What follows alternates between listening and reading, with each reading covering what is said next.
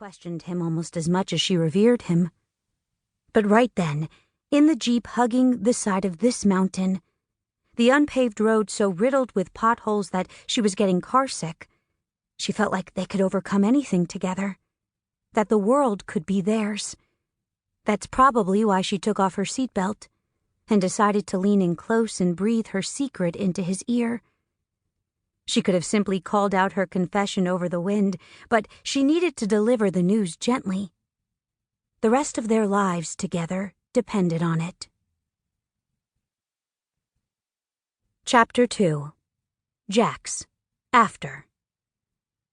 I'm FaceTiming with Beth for the second time today when the police show up. I swing the door open, half listening to one of my sister's long-winded, albeit hilarious stories about some moms at her children's elementary school who want to petition the school board to allow them to manage their kids' school projects. They come out so much better when we're involved, one of them had said, without a trace of irony in her voice. Are you Mrs. Morales, wife of James Morales? I nod, dropping the phone to my side. My sister still speaking loudly as her view changes from my mud-brown hair and matching eyes to the dark denim of my jeans. I take in the static sound coming from the walkie-talkie on the female cop's slender hip, the handle of a gun protruding from the holster of her stout partner with a thick mustache, their squad car in the background. She rattles off their names, which I immediately forget, then points to the olive-green front door, the only thing distinguishing our modest tract home from the others on the block. May we come inside and speak with you?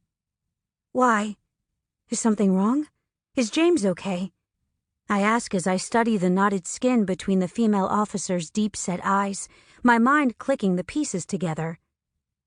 Mrs. Morales, may we come in, please, she repeats, and I wonder in a flash of annoyance as I stare at her partner's thick black hair, if they'd planned this, that she'd talk to me, deliver the bad news I sensed was coming, woman to woman. She steps closer and I jerk my body back, the heel of my shoe catching on the doormat. I lose my balance and grab onto her arm to steady myself. She offers me a sad smile, but still, I don't invite them inside. I want a few more seconds of not knowing. Jax? Beth says my nickname, and I silently turn the phone around so she can see the cops. Mrs. Morales. The officer looks down, and I realize I'm still gripping the heavy fabric of her uniform, my knuckles bright white against the blue polyester. She puts her hand over mine, her skin cool and smooth. She guides me through the doorway, her partner easing the front door shut behind us. The three of us silently lowered ourselves onto the red chenille couch. Ironically, it was purchased on one of my shopping binges when I tried to fill what my therapist had defined as the hole created by James' perpetual absences while traveling for work.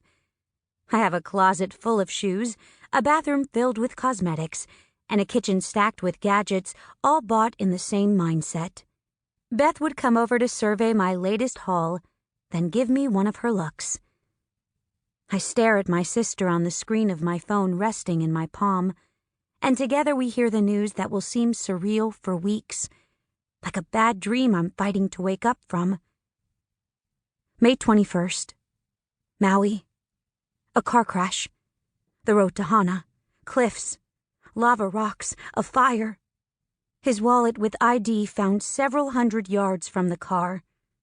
Yes, they'd need his dental records to be absolutely sure, but they felt confident it had been him. Confident enough to show up on my doorstep and tilt my world on its axis. I tried to process the words into separate thoughts, but they all blurred together into one long, rambling sentence. Beth starts to cry the kind of heavy tears I've always envied. My emotions have always been much harder to conjure. I know my sobs will come, but I won't have any idea when. Just that my body will finally give. The screen of my phone goes dark, and I know Beth has hung up and will be on my doorstep in just minutes. She lives only a mile and a half away. She will arrive with a tear-stained face, staring at me incredulously when mine isn't like hers. It's hard to explain.